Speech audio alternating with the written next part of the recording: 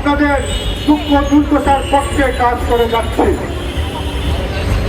তখন আমি আন্তর্জাতিক মানবাধিকার আইনি সহায়তা প্রদানকারী সংস্থার মহাসচিব ছিলাম। আপনারা জেনে খুশি হবেন যে ইতিমধ্যেই আন্তর্জাতিক মানবাধিকার কমিশনের মহাপরিচালক হিসেবে সংস্থার সম্মানিত চেয়ারম্যান আমাকে দায়িত্বভার প্রদান করেছেন। আমি আশাবাদ ব্যক্ত করি আমাদের প্রচেষ্টা আপনাদের মুক্তির পথ আরো সুগম হবে ইনশাল্লাহ। আমরা আপনাদের জন্য আমি রাজপথে ছিলাম, আমি প্রধান উপদেষ্টার বাসভবন পর্যন্ত আমরা গিয়েছিলাম। আমরা স্থানীয় সচিব মহোদয়ের সাথে আমরা মিটিং করেছিলাম। স্থানীয় সরকার মন্ত্রণালয়ের সচিব মহোদয় আমাদেরকে 15,000 টাকা বেতনের ঘোষণাও দিয়েছিলেন, যা ছিল শুধুই প্রতারণা আর প্রতারণা। কারণ আমরা তার কোনো বাস্তবায়ন পাই নাই।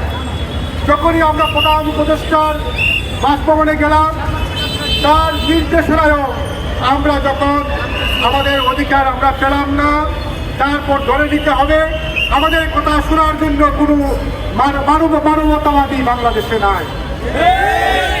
আমরা মিয়ানমার থেকে 10 লক্ষ রোহিঙ্গাকে বাংলাদেশে এনে লালন পালন করেছি বিশ্ব দরবারে বাহবা পাওয়ার জন্য, কিন্তু আমাদের দেশের সন্তানেরা দিন রাত পরিশ্রম করে বৃষ্টিতে পিঠে কাজ করে যাচ্ছে, তাদের পেটে আমরা তাদের কুটা দিবার আমরা করতে পারছি না। আমরা কেমন মানবতাবাদী আমরা?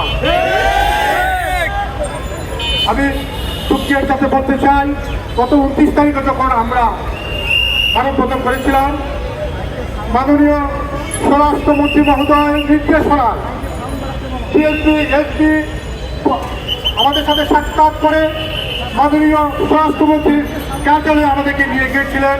আমরা 3 সদস্য বিশিষ্ট টিম গিয়েছিলাম। আমরা স্মারকলিপি প্রদান করেছিলাম। আমরা আশায় বসেছিলাম মাননীয় স্বরাষ্ট্রমন্ত্রী আমাদেরকে ডাকবেন এবং আমাদের জন্য কিছু একটা করবেন, সেই আশাবাদ আমাদের দিতে লালন করে আমরা বাড়িতে ফিরে গিয়েছিলাম।